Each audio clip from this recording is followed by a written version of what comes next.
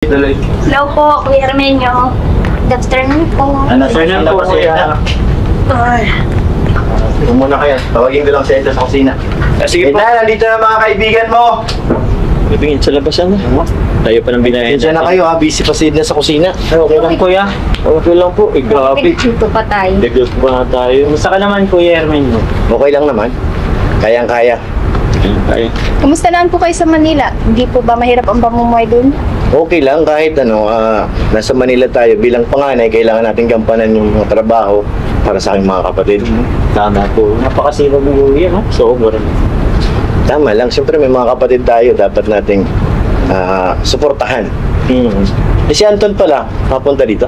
Opo kuya. Papunta po yun. Kaso, di ko lang po alam kung solo lang ba siyang pupunta or kasama niya po yung pinsan niya. Hindi po sabi sa akin. Baka papunta na yun. Baka.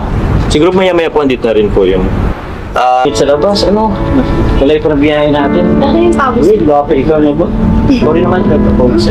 Ikaw Marian, kamusta na ang pag-aaral? Hindi naman po. Pagod ka ba? Na-stress po. Pero Kaya mo naman. Pagod? Saan ka na Sa'yo, gusto ko lang. so, gagawin po. Grabe, yung hirap po naman. Bakit nagugutom na kayo? Ay siya, nandyan na. Pwede, tulungan na kita. Ay, wag na. Diyan ka na lang. Ako na. Kaya po. Salamat. Sabi, nagkabala pa siya. Oo. Wala na kayo naman na ano sa iyo. Nagkabala Hello ka. po. Hi, Ate Henry. Hello, di ba? Ito ka malayo. Grabe. Salamat po, ya. Salamat po. Nagkabala pa po kayo. Kailangan. Uy, Edna. Oo, masarap yung parang sarap naman yan po ah. Wala dito. Oh, usog pa po. Eh, Oh, mabuti nakapunta ka April. Oh, nasan nga pala si Anton? Hala ka ba po? Alright, so bakit nga ba ang daming nai-stress dito sa eksenang ito kay Marian at saka kay Greg? Hi, marami tayong nababasa sa comment section, lalong-lalo na sa ating mga senior citizen dyan. No? Huwag kayong magpapadala guys dito sa eksenang to kasi yan po ay teleserye lamang. Hindi po yan nangyayari sa totoong buhay. Natatawa ako guys kasi yung iba parang galit na galit gusto nang manakit. Yung iba sabi nila ayaw na naming manood. Ayaw na naming panoorin si Jom Carl. Di ba?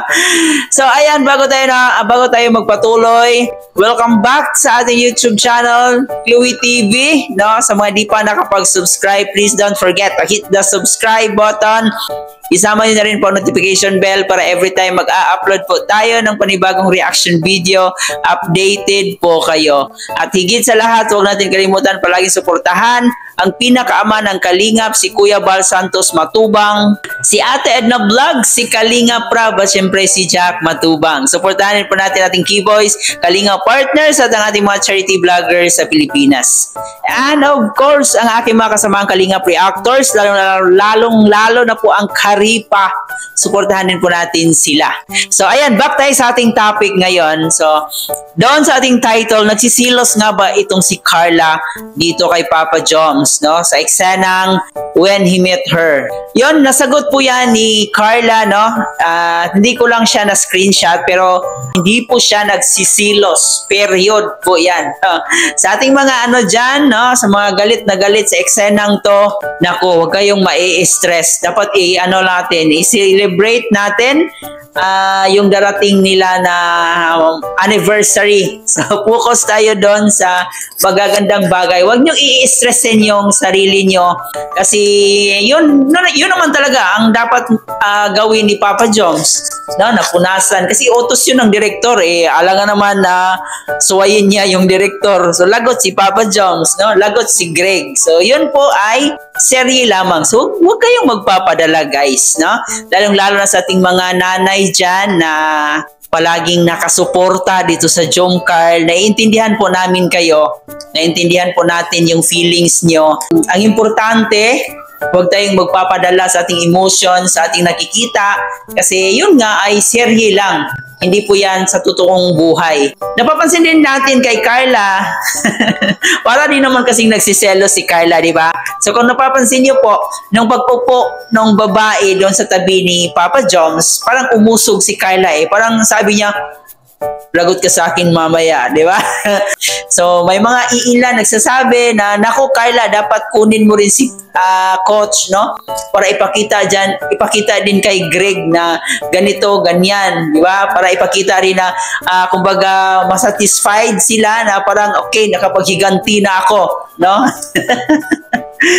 So, wag po tayong magpapadala guys sa ating emotions, sa ating mga nakikita. And yun naman talaga yung flow ng storya sa When He Met Her. So, party po yan ng script.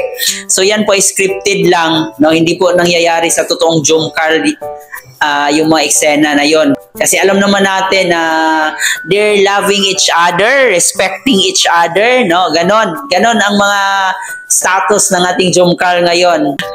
Ayan yung pag-usapan din natin ngayon, ang kanilang first anniversary. Ayan, congratulations sa ating mga sulit Jomcar fans. Jomcar 18. Ayan, so kaabang-abang ang magiging anniversary nila at yan po ay mangyayari sa Thailand. Marami pa tayong aabangan sa Jomcar. Isa na rin po dito ang pagsayaw nila sa cotillion ni Pau Pau. Kaabang-abang din po yan.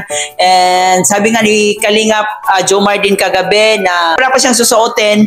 So nagpaplano siyang mag-rent na lang ng susuotin niya sa magiging cotillion ni Pau Pau.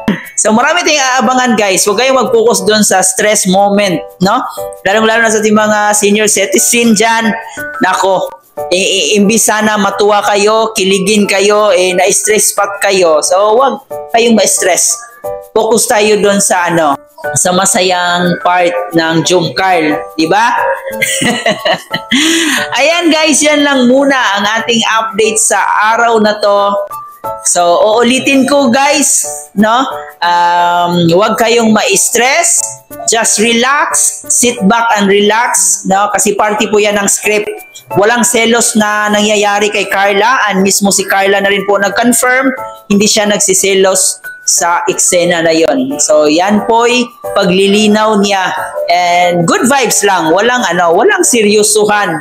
No? Kung seryoso man, siguro doon sa totoong buhay. Kung saan ginagawa ang panliligaw ni Papa Joms dito kay Carla. So, yun dapat dapat nating seryosuhin, dapat nating tingnan, no? Dapat i-judge natin ng mabuti kung si Papa Joms ay totoo ba o hindi. So, doon dapat tayo mag-focus sa bagay na yon. Huwag dito sa serye kasi party po yan ng script, no? Hindi naman pwedeng sirain ni Papa Joms yung script na ginawa ng director. Okay? So, ayan guys, yan lang po ang ating reaction video sa araw na to. Please don't forget to like and share para mapanood pa nating ibang sulit Jomcar fans at ng ating ibang mga Kalingap supporters. Muli po, ito nga po pala si Chloe TV. Maraming salamat sa pagsama sa akin.